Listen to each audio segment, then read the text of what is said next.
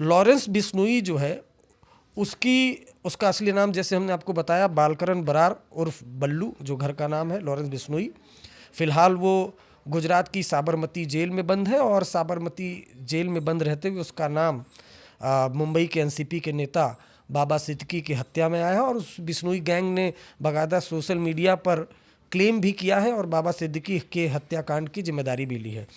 अब अगर हम बात करें, जैसा कि लॉरेंस बिश्नोई ने बताया है कि 2007 में उसने लॉ की पढ़ाई करने के लिए पंजाब यूनिवर्सिटी में एडमिशन लिया था। 2008 में पंजाब यूनिवर्सिटी में छात्र संघ के चुनाव में लॉरेंस का दोस्त, जिसका नाम था रॉबिन, वो खड़ा हुआ। पूरा नाम रॉबिन बराड़ था, वो खड़ा हुआ। तब रॉबिन बराड़, जो लॉरेंस बिश्नोई का दोस्त था, उसके सामने एक और उम्मीदवार खड़ा हुआ। उसको धमकाने के लिए लॉरेंस बिश्नोई ने अपने दोस्त की लाइसेंसी पिस्टल से उस पर फायरिंग की थी और पहली बार लॉरेंस बिश्नोई पर 307 का केस दर्ज हुआ था। उसके बाद वो जेल गया।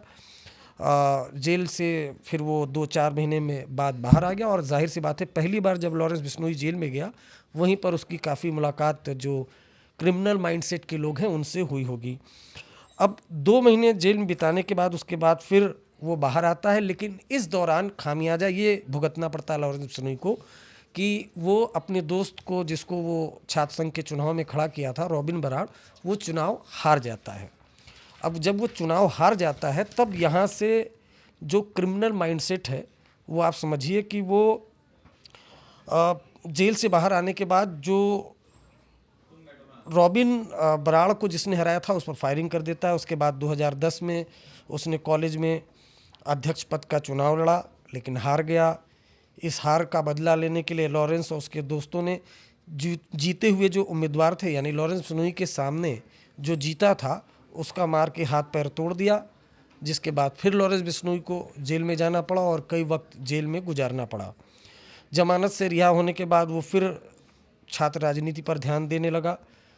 2011 में अध्यक्ष पद का चुनाव जीत लिया।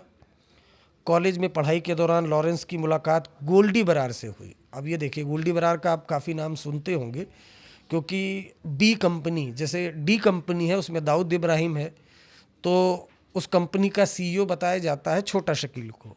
तो यहाँ बी कंपनी है, बी कंपनी का चीफ है लॉरेंस बिश्नोई और उसका सीईओ, यानी पूरा जो बी कंपनी उसका काम धाम कौन देखता है, गोल्डी बरार।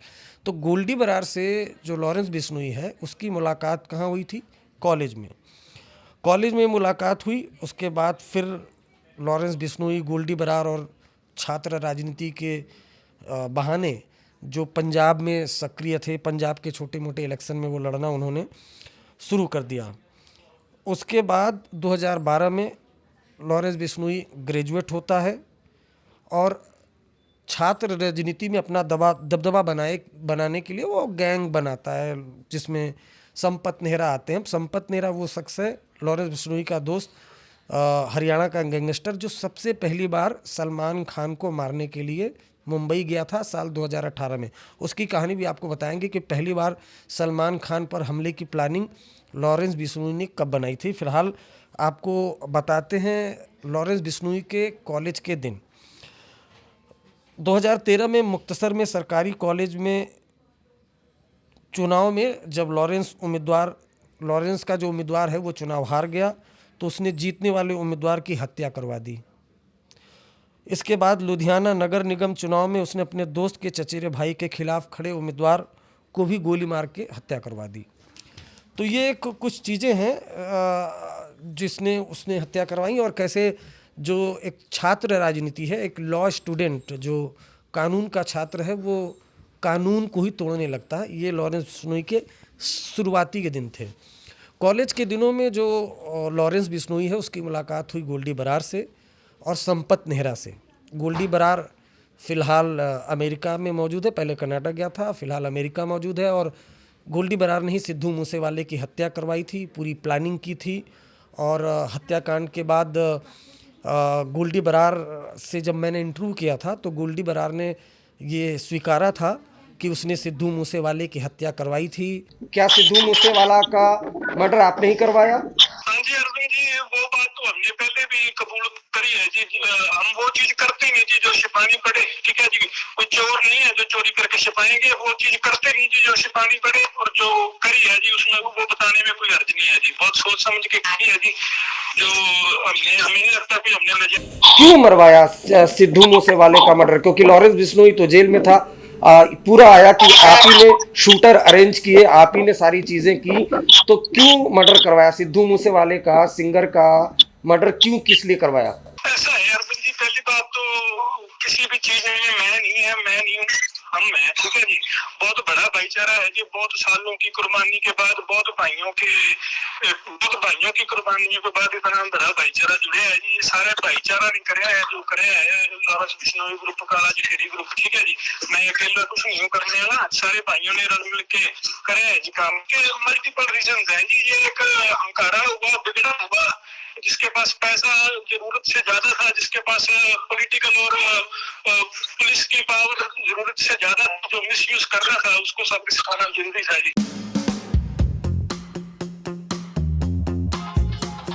तो एक तरफ से अंग्रेज अटैक कर रहे हैं, एक तरफ से पुर्तगाली करेंगे, और एक तरफ से राघव दादा के साथ जो लॉयलिस्ट है वो करेंगे। तो तीनों तरफ, और उधर निजाम भी तैयार थे।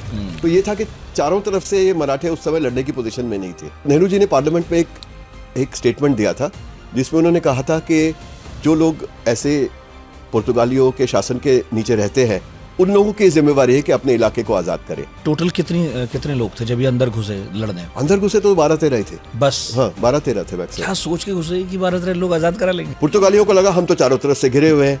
जिस दिन हमारी फायरिंग रुक गई, हमने इन वर्लियों पे इतने अत्याचार किए हुए हैं कि अगर ये अंदर आ गए तो ये हमारी टुकड़े एक एक करके टुकड़ा करेंगे। एक दिन प्रधानमंत्री बने और अगले दिन सवेरे उन्होंने अपने देश का विलय जो है वो भारत के साथ कर दिया।